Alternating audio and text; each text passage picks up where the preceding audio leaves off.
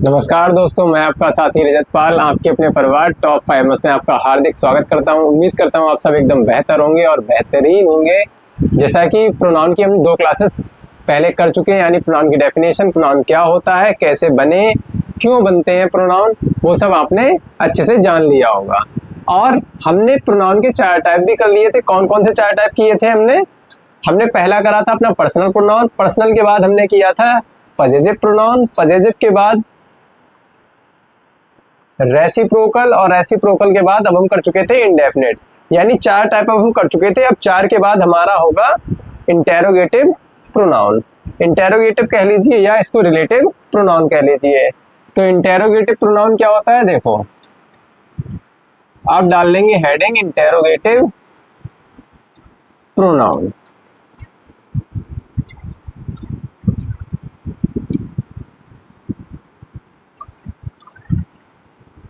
अब interrogative pronoun होते क्या है, जैसे मैंने कहा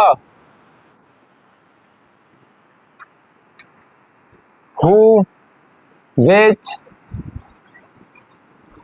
whom, हु होता है, विच हो गया, whom हो गया, ये सब क्या होते हैं, ये सब हमारे इंटेरोगेटिव प्रोनाउन होते हैं। यानी जो इंटेरोगेटिव यानी जो क्वेश्चन तौर पर, यानी क्वेश्चन वर्ड जितने भी होते हैं वो मेरे हिसाब से सारे इंटेरोगेटिव प्रोनाउन होते हैं। जैसे एग्जांपल अब देखते हैं। जैसे एग्जांपल होना क्या है इसका,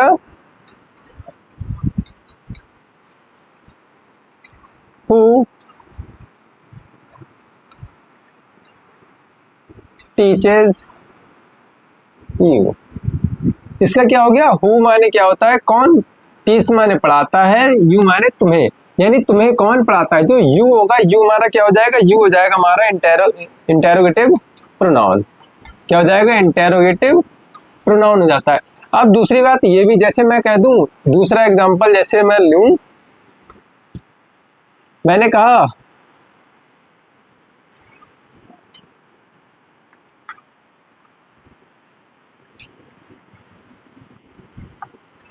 विच बुक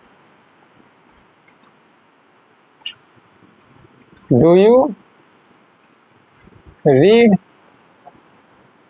मैंने क्या कहा, which book do you read, यानी तुम कौन सी किताब पढ़ते हो। तो देखो जहां पर क्या आ गया, विच के बाद तुरंत क्या आ गया, बुक आ गया। जब विच के बाद बुक आ जाएगा, बुक क्या होता है, एक नाउन होता है, और नाउन से पहले विच आ गया, यानी ये किसका काम कर रहा है, यहाँ पर ये कर रहा है एडजेक्टिव का काम। तो ये भी हमें ध्यान देना है कि इससे नाउन से तुरंत पहले ऐसा कोई क्वेश्चन वर्ड ना दिया हो, यानी क्वेश्चन वर्ड अलग होना चाहिए और नाउन बिल्कुल अलग होना चाहिए। क्वेश्चन वर्ड के बाद तुरंत नाउन शब्द नहीं होना चाहिए, वहीं पर होगा हमारा इंटेरोगेटिव प्रोनाउन। इतनी बात आ गई है समझ में। तो बस आगे बढ़ते हैं। आगे क्या होता है हमारा, इंटेरोगेटिव के बाद आता है हमारा रिलेटिव प्रोनाउन।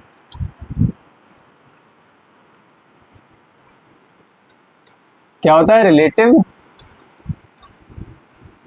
प्रोनाउन। अब रिलेटिव प्रोनाउन में भी वही सब वर्ड आते हैं, हु हो गया, विच हो गया, दैट हो गया, वेयर हो गया, etc। यानी जो भी क्वेश्चन वर्ड होंगे। अब देखो इंटेरोगेटिव प्रोनाउन में क्या हो रहा था, जो इंटेरोगेटिव वर्ड है वो कहाँ आ रहे थे, शुरू में ही आ रहे थे। लेकिन इसमें क्या होता है, इसमें जो वर्ड होंगे ये सब ये बीच में आएंगे, एज अ कंजक्शन काम करते हैं, एज अ ज्वाइनिंग वर्ड काम करते हैं। तो ये सब जब बीच में आएंगे तो ये किस तरह आते हैं, मैंने कहा रेड पेन से लिखते हैं इसको कि I know a boy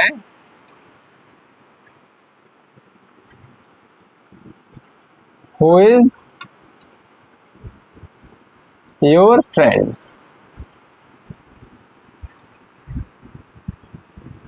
अब यहाँ पर क्या क्वेश्चन मार्क आएगा, तो क्वेश्चन मार्क बिल्कुल नहीं आना। यहाँ पर क्या आता है, फुल स्टॉप आता है। जहां पर हु भी दिया है, लेकिन क्या लगाएंगे हम, फुल स्टॉप। ये लगाते क्यों, अब इसको जरा ध्यान से सुने। मैंने कहा आई नो आ बॉय, मैं एक लड़के को जानता हूँ, तो हु जो आया, हु किसके लिए आया, अ बॉय के लिए, यानी अ बॉय के लिए ही क्या आया, हु आया है। यानी हु किसको रिप्रेजेंट कर रहा है, एक लड़के को। जब लड़के को एक रिप्रेजेंट कर रहा है तो यहाँ पे क्वेश्चन मार्क तो पहली बात तो आएगा नहीं। यहाँ पर क्या, एक ज्वाइनिंग वर्ड है, एक क्या है, एक ज्वाइनिंग वर्ड है, या कंजक्शन कह सकते हैं इसको। लेकिन ज्वाइनिंग वर्ड है कौन सा, ये हमारा है रिलेटिव प्रोनाउन। क्या है हमारा, रिलेटिव प्रोनाउन है। तो हु जो आया वो किसके लिए आया, अ बॉय के लिए। तो अ लड़का, मैं एक लड़के को जानता हूं जो, हु का मतलब यहाँ पर क्या है, जो है तुम्हारा दोस्त। यानी मैं एक लड़के को जानता हूं जो तुम्हारा दोस्त है। इसका मतलब क्या हो गया, यानी जो जो हु आया, हु का मतलब यहाँ पर कौन ना होकर क्या है, जो है। ठीक है,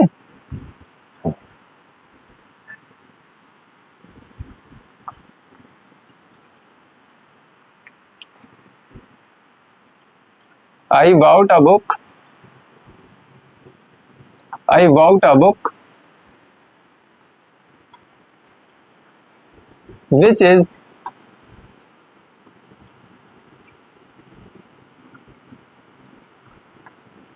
written by कालिदास।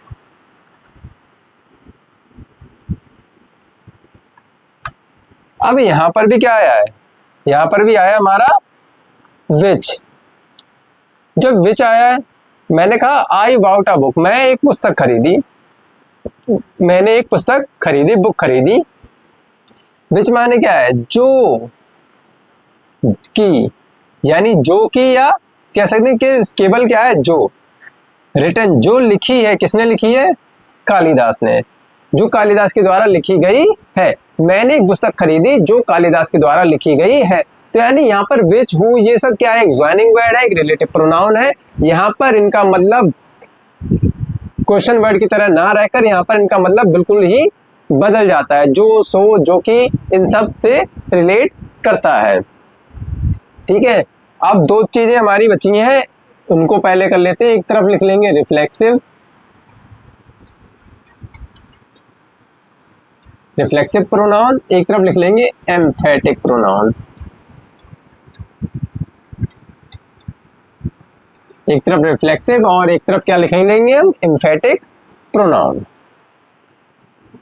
तो रिफ्लेक्सिव प्रोनाउन और एम्फेटिक प्रोनाउन दोनों एक जैसे होते हैं, लेकिन दोनों के एग्जाम्पल तो भले ही एक जैसे होते हैं, लेकिन जब इन्हें लिखने की बारी आती है, जब इन्हें सेंटेंस में फॉर्म करने की बारी आती है, तो दोनों बिल्कुल अपोजिट वर्क करते हैं। जैसे दोनों के मैं एग्जांपल लिख देता हूं, माई सेल्फ,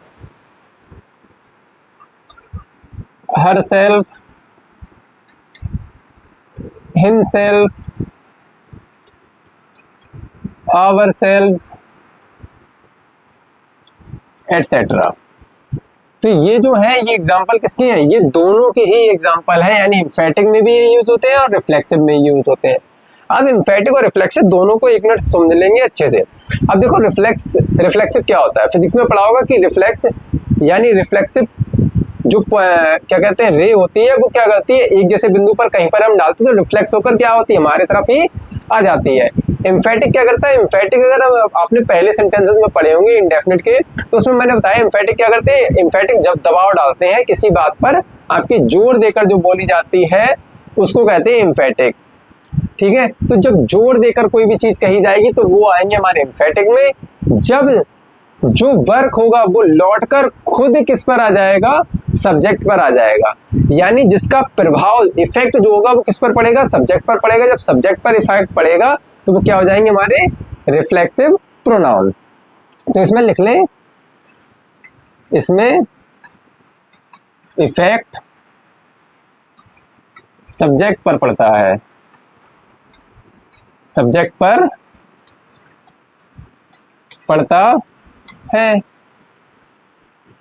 इसमें लिख लेंगे, इसमें सब्जेक्ट अपनी बात को जोर देकर बोलता है, अपनी बात पर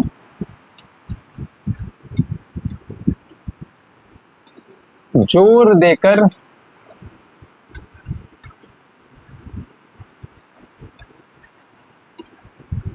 बोलता है।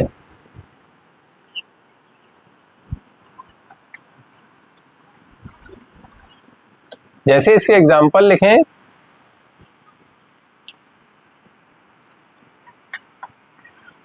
आई डू माई वर्क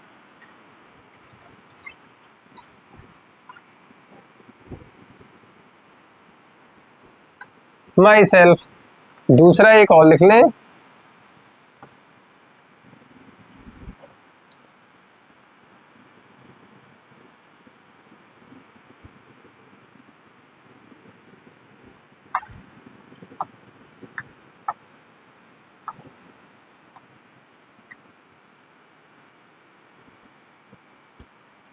दे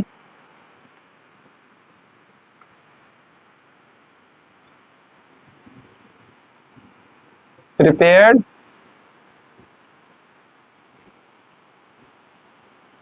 या दे कुक्ड द फूड लिख लें। क्या लिख लेंगे? They cooked the food themselves. They cooked the food themselves.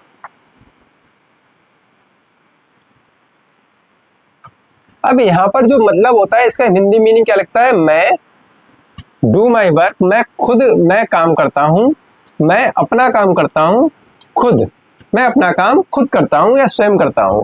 दूसरा सेंटेंस क्या है? They cook the food themselves, यानी वे जो खाना है वे खुद बनाते हैं, वे खाना खुद बनाते हैं। दूसरा कह रहा है मैं अपना काम खुद करता हूं, मैं अपना काम स्वयं करता हूं, खुद करता हूं। अब इसी में ये क्या कहेगा?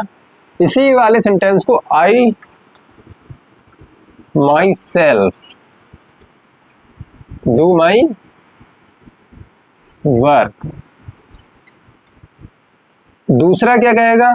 दे देमसेल्व्स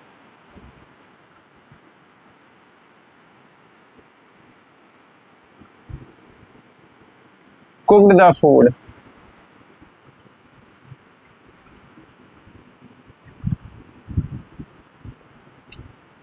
अब यहां पर देख लें कि मैं खुद अपना काम करता हूं, वे खुद ही खाना बनाते हैं, मैं खुद ही अपना काम करता हूं। यहाँ पे क्या था? मैं अपना काम स्वयं करता हूं, वे खाना स्वयं बनाते हैं। यहाँ पर क्या है? मैं खुद अपना काम करता हूं, वे खुद खाना बनाते हैं। यानी यहाँ पर क्या है? यहाँ पर प्रभाव किस पे रह रहा है? यहाँ पर अपनी बात को सब्जेक्ट क्या कर रहा है? प्रभाव से बोल रहा है, इफेक्ट देकर, अपनी बात पे बहुत ज्यादा जोर देकर बोला जा रहा है। लेकिन यहाँ पर क्या होता है? अपनी बात तो क्या होती है? सीधे लौट कर आ जाती है, रिफ्लेक्स करके आ जाती है। यानी वर्क का इफेक्ट जो है सब्जेक्ट पर आके ही पड़ता है। तो यहाँ पर सब्जेक्ट के तुरंत बाद myself, ourself, themselves ये सब आते हैं। ठीक है। और यहाँ पर क्या होता है? यहाँ पर होंगे जो माई सेल्फ, देयर सेल्फ, ये सब क्या होते हैं? बाद में आते हैं। तो कैसे भी याद करें, बस याद होना चाहिए आपको। फिर सबसे लास्ट टाइप और सबसे इजी टाइप हमारा बचा है डेमोन्स्ट्रेटिव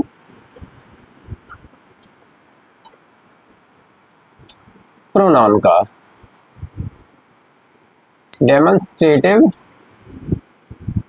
प्रोनाउन। तो डेमोन्स्ट्रेटिव प्रोनाउन आखिर क्या होते हैं? तो डेमोन्स्ट्रेटिव प्रोनाउन मैंने बताए थे आपको क्या होते हैं? This,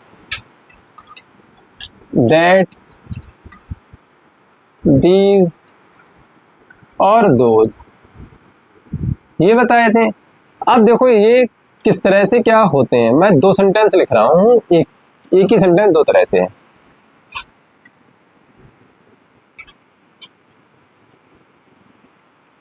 this is your pen. फिर मैंने दूसरा लिख दिया इसी का, दिस पेन इज योर।